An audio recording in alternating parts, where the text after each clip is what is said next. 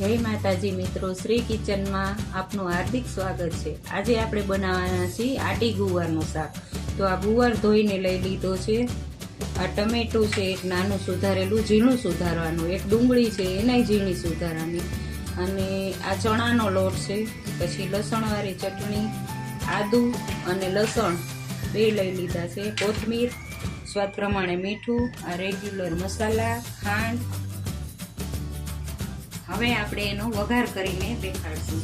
તો આ તેલ મૂકી દીધું છે મેં, 3 થી 4 પાવરા તેલ લેવાનું, 4-5 દાણા મેથીના નાખવાના। મેથી સારી રીતે ફૂટી જાય પછી રાઈ નહીં નાખવાનું, અડધી ચમચી રાઈ નાખવાની। મેથીના દાણાનો કલર કાળો થઈ જાય પછી જ નાખવાની। અડધી ચમચી જીરું નાખવાનું,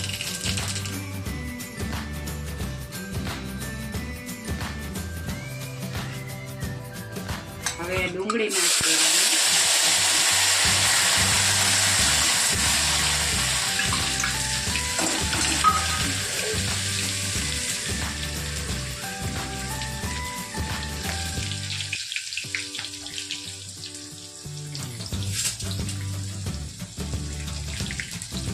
હવે આ લસણ ને આદુ છે એને નાખી દેવાનું,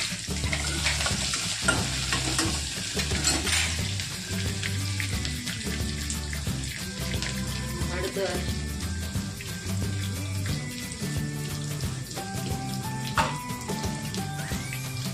સ્વાદ પ્રમાણે મીઠું,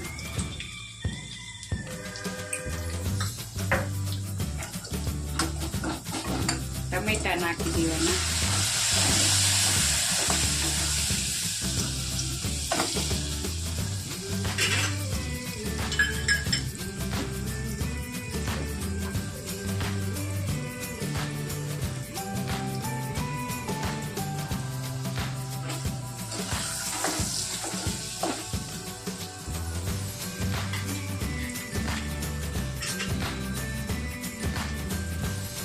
હવે એમાં આપણે આ ગુવાર લીધો છે નાખી દેવાનો,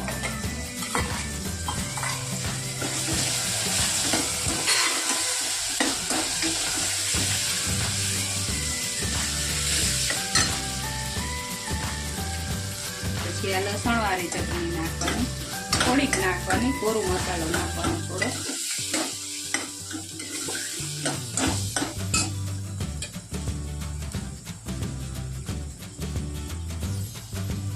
તીખું ખાતા હોય એટલું નાખવાનું।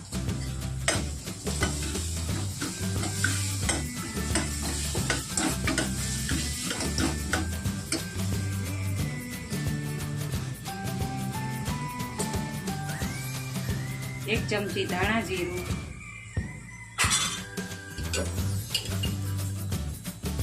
ખાંડ નાખશો તો ટેસ્ટ સરસ આવશે, તમારે લેવી હોય તો લેવાની।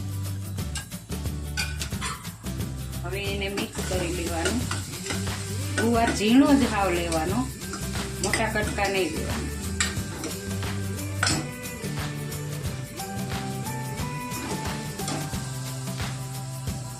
એમાં પાણી નાખવાનું, એનો રસો કરવાનો, પછી ચણાનો લોટ નાખવાનો, ચડી જાય ને પછી ચણાનો લોટ નાખવાનો,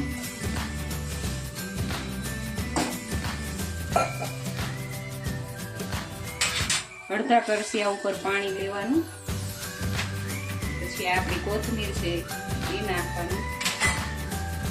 હવે કુકર બંધ કરી દેવાનું, 4 સીટી થાય પછી એને ખોલી લેવાનું।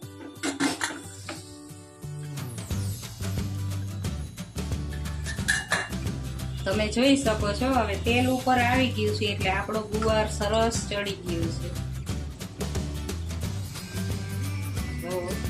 ચડી ગયો છે ગુવાર। રસો રાખવાનો, રસો રાખશો તો અંદર ચણાનો લોટ ભળશે ભેગો।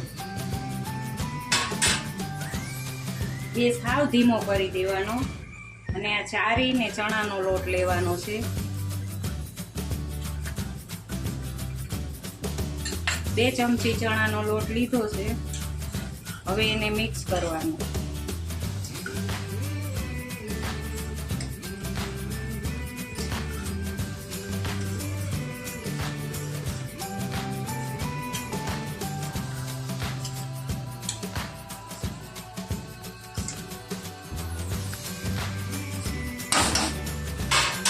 હવે જો આ શાક બનીને તૈયાર થઈ ગયું છે.